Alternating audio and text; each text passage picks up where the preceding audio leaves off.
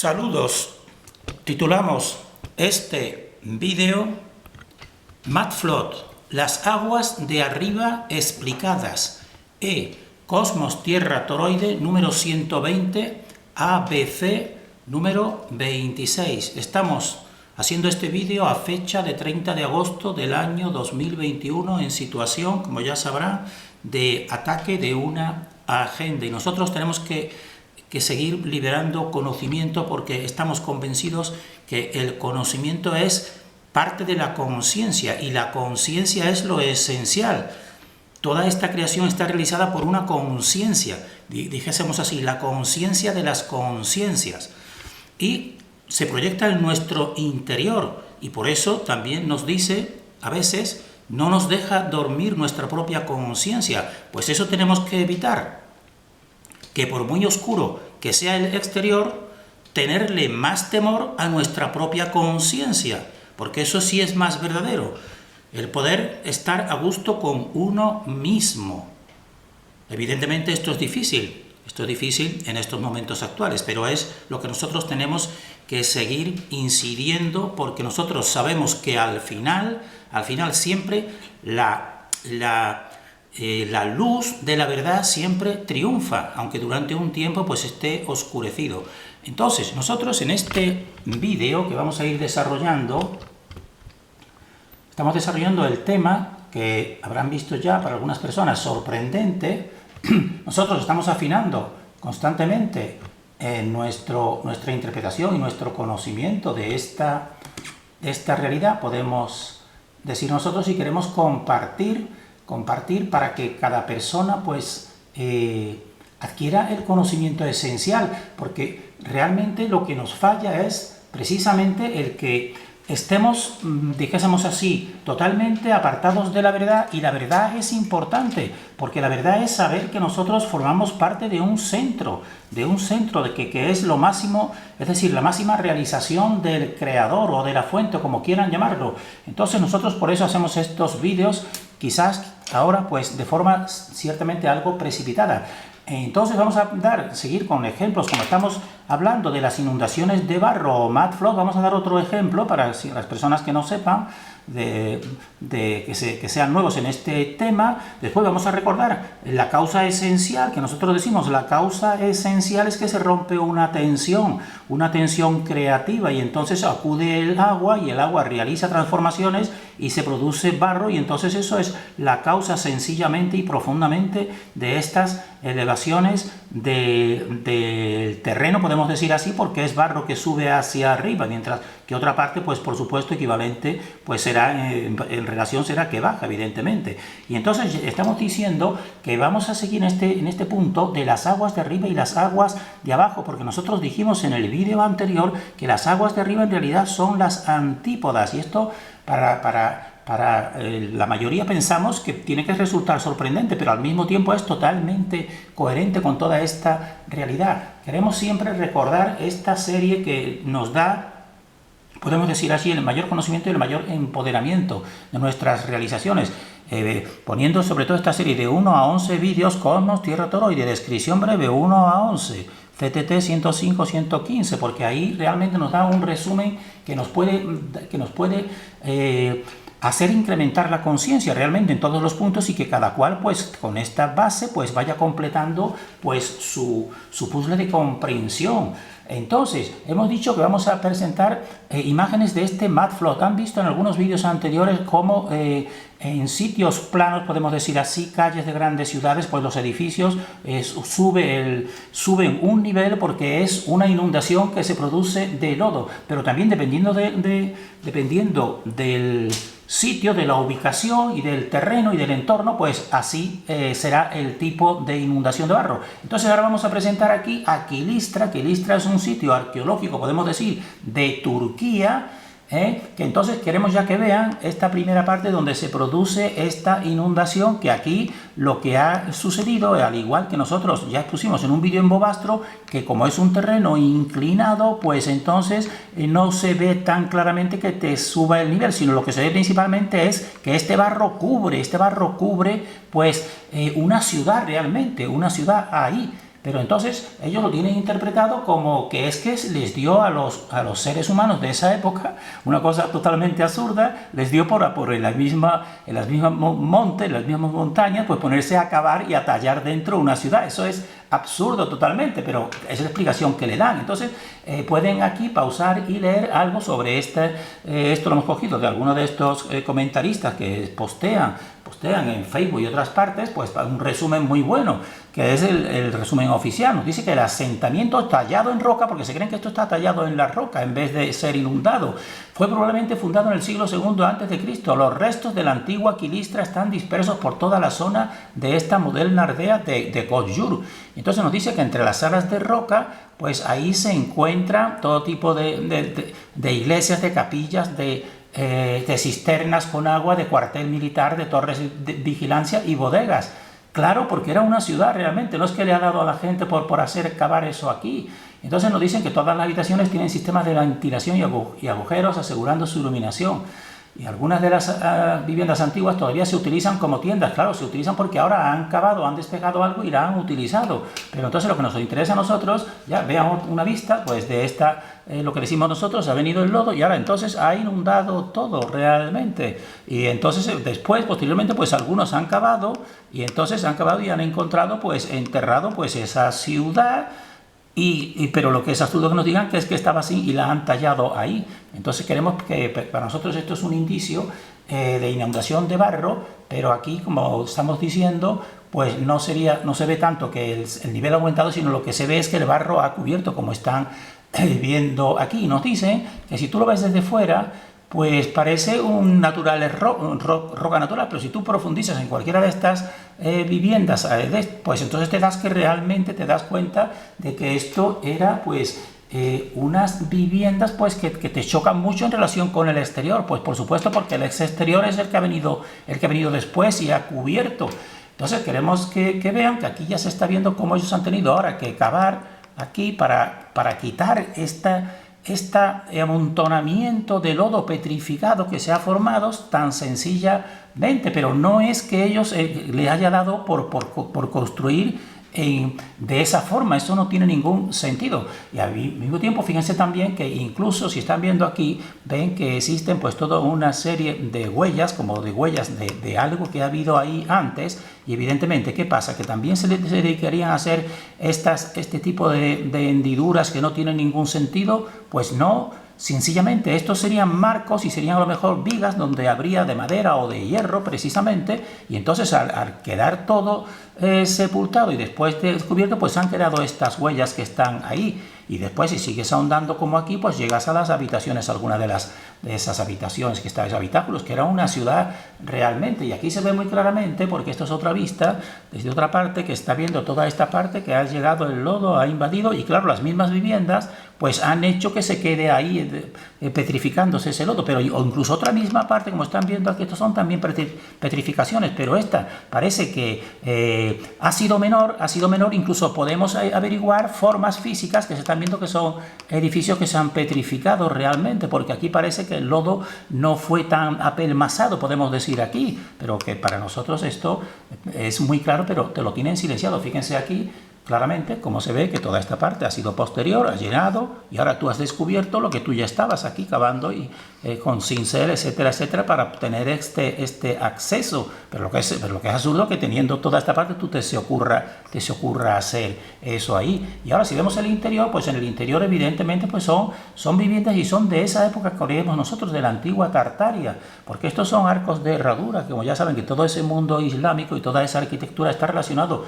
con la antigua Tartaria. Y fíjense que no tiene salida porque eran marcos y eran partes que han sido inundadas incluso por dentro, pero después fácilmente pues se la han quitado la parte más fácil, pero han dejado pues esta parte. Pero fíjense que es totalmente, fíjense que son realmente pues incluso grandes construcciones como esta que están viendo aquí, que para nosotros ya estaba evidentemente y que después ha sido cubierta, o estas formas que se ve claramente, pues a nadie se le ocurre hacer tú un agujero en la misma piedra para hacer estas construcciones. Esto simplemente eran pues edificaciones, pero muy avanzadas, podemos decir, como este rastro que ha quedado aquí, pues de antiguos marcos que serían otros elementos. Y entonces, eso en relación con, para que la persona tenga idea de lo que decimos de las inundaciones de barro, que en algunos sitios que son más planos, como antiguas ciudades, y la última fue en el 1850 más o menos aproximadamente, sobre esa época, en los sitios planos, pero en otros sitios como estos, que son sitios con desniveles, pues la forma es distinta. Y tenemos que recordar, porque estamos yendo con la causa pues de estas inundaciones, y volvemos a recordarla, que es sencillamente que se afecta la tensión creativa del éter, que todo lo tiene muy bien establecido en distintos niveles. Pues si a lo mejor haces tú un tipo de alteración, como por ejemplo de explosionar bombas, o otro tipo de ataque, otro tipo con antenas HARO, con tecnología, pues entonces afectas la tensión, que lo tiene todo bien establecido, y entonces el agua que es el equilibrante de esta realidad, pues viene y se mezcla con otros elementos minerales y forma lodo, y entonces recupera, como ya sabrán, pues el nivel de tensión normal. Y como estamos hablando ahora de las aguas de arriba y de las aguas de abajo, pues tenemos que recordar también que eso está reflejado en algunos escritos, pero de manera que tú tienes que evidentemente pues decodificar, como aquí en el Génesis, porque nos dicen verdades evidentemente, pero podemos decir así, disimuladas. Entonces nos dice cómo se produjo la creación, pero fíjense que ellos reconocen que es mediante una dualidad, porque dice, y vio Dios que la luz era buena y separó la luz de las tinieblas. Pues ya tienen aquí una primera dualidad, luz y tinieblas, pero después continúa, luego dijo Dios, haya expansión en medio de las aguas y separe las aguas de las aguas. Es decir, ya está produciendo otra segunda dualidad, separar aguas de aguas, y eso está en relación con todo lo que estamos diciendo nosotros, porque vamos a interpretar, y ya lo sabrán algunos por el vídeo anterior, que las aguas de arriba son simplemente las que están en el otro hemisferio en relación con uno de los hemisferios.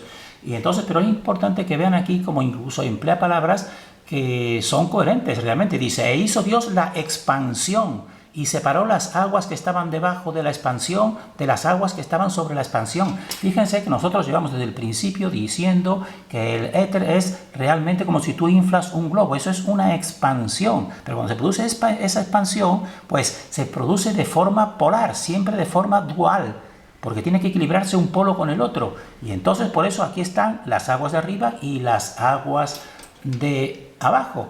Y después, claro, continúa, pues ya tienen partes de verdad, evidentemente. Dice, júntense las aguas que están debajo de los cielos en un lugar y descúbrase lo seco. Claro, ya viene después a otro nivel, que sería lo seco, sería ya la tierra firme. Dice, y llamó Dios a lo seco tierra, y a la reunión de las aguas les llamó mares. Pero fíjense que siempre está haciendo el mismo esquema dual. Es decir, te dicen cosas enmascaradas, pero con una lógica, evidentemente. Y entonces decimos nosotros, para comprender las aguas de arriba y las aguas de abajo es preciso entender, como ya decimos, la estructura básica del cosmos, que es de un empuje desde el interior, un empuje y una corteza que se opone a ese empuje para que exista ese equilibrio. Y en el empuje, como están viendo aquí, es una dualidad. Por eso hemos puesto siempre pues un esferoide en rojo y otro esferoide, porque ya el empuje inicial tiene que ser dual, pero tienes que llegar a una estructura que ponga freno a esa expansión, que sería la corteza. Entonces ya decimos, y lo volvemos a repetir, que no solamente es dual, sino que es una estructura trinitaria. Desde un centro se produce esa expansión, nosotros lo hemos representado para que tengamos una idea, inflando un globo, se proyecta entonces una tensión, que esa es la tensión que se rompe y se produce en las inundaciones de barro, y se plasma en una dualidad. Aquí verán que desde un centro pues es una dualidad, un esferoide y el otro esferoide, pero también dentro de un mismo esferoide, como el esferoide cóncavo, pues también otra dualidad, que es las aguas de arriba y las aguas de abajo. Es decir, el hemisferio norte y el hemisferio sur, o polo norte y polo sur, para que vean que todo es en realidad un mismo modelo. Entonces el toroide actual, el universal, y todos los toroides pues poseen la estructura de un centro que proyecta mediante un empuje creativo pues una dualidad polar, y una corteza, y esto es importante, lo de la corteza, que vamos a ir ahora explicándola, y una corteza que cumple, ¿para qué servirá la corteza? Pues cumple la función de contrapesar precisamente este empuje, pues para que tenga una unidad, y entonces la corteza ya en cambio es unitaria, podemos decir. mientras que lo de dentro que está proyectándose siempre es dual, pero tienes que llegar a un punto en que se ponga un freno a esta expansión para realizar un equilibrio. Entonces la corteza cumple la función de contrapeso-equilibración del empuje creativo, evidentemente. Vemos aquí, por ejemplo, todos los elementos vivos, como una cebolla, pues está viendo que la corteza pues es la que pone freno, dijésemos, a este empuje desde el interior, tan sencillamente. Entonces, ¿qué papel desempeña el agua, que es el líquido, en la estructura básica de esta dualidad que hemos dicho polar y también en relación con la corteza? Pues el agua es el elemento que participa de la dualidad polar, es decir, por una parte participa de la dualidad, pero también participa de la unidad, porque es lo que crea la corteza exterior, pues la crea un elemento que es el elemento agua, y entonces lo hemos puesto aquí reflejado para dar esta idea. Desde un centro interior se produce, como ya decimos, esa expansión. Entonces esta expansión siempre es polar, por eso hemos puesto aquí el agua primeramente con dos tipos de agua. Vamos a decirlo de esta manera. Un agua hemos puesto un poquito más clara en el hemisferio norte y otra un poco más en el hemisferio sur. Porque esto es desde el inicio, pero llega al final su expansión y entonces tiene que poner un cerramiento que es la corteza. Y entonces la corteza en cambio es unitaria. La corteza es unitaria porque tú puedes ir del hemisferio sur, cruzar el ecuador y ir a la otra parte. Por eso tiene que dar esa unidad la corteza. ¿Pero qué forma esa unidad? Esa unidad la forma un elemento que es el agua, que el agua participa de las dos polaridades. Y eso quizás lo expliquemos mejor con la simática en un vídeo siguiente. Y entonces el agua, que de partida ven que ya ella es dual, pero llega a un punto en que ya se transforma toda la parte exterior para crear la corteza, y entonces se vuelve, dijésemos así, una parte suya más estática para crear la corteza, pero al mismo tiempo el agua pues no está quieta, está en movimiento constante. Esta dualidad, por eso son unas las aguas de arriba y otras las aguas de abajo, y por eso son todas las corrientes que se producen de equilibración. Es decir, el agua está yendo a los dos hemisferios y también proyectándose y creando la parte más exterior, que es la corteza, porque una parte tiene que ser unitaria para que podamos nosotros desplazarnos en la misma Tierra del hemisferio sur al hemisferio norte. Pero el agua, en cambio, aunque la veamos totalmente igual, ella está participando, se está moviendo entre los dos polos. Por eso lo hemos dicho también que el icosaedro es el que mejor se desplaza. Y en un vídeo siguiente lo veremos sobre todo en relación con la simática, cómo tiene esa facultad, y por eso también se le dice aguas de arriba y aguas de abajo. Ya lo hemos dicho en un vídeo anterior que esa es la explicación de estas escrituras realmente. Y entonces, ¿cuál sería entonces las aguas de arriba en relación con una ubicación? Pues serían las antípodas, tan sencillamente. Si estás uno de estos hemisferios, tú estás aquí, por ejemplo, pues ya lo hemos dicho en el vídeo anterior, pues las aguas de arriba son las que están en el otro hemisferio, realmente. Y para el otro hemisferio, las aguas de arriba son las del hemisferio opuesto. Entonces, como el agua participa de esta dualidad polar, es decir, se mueve entre ambos polos, es por lo que es correcto hablar de las aguas de arriba y las aguas de abajo, según en el hemisferio en que se encuentren en relación con el observador. Y entonces, por eso, porque todo tiene que ser, como están viendo aquí, dual.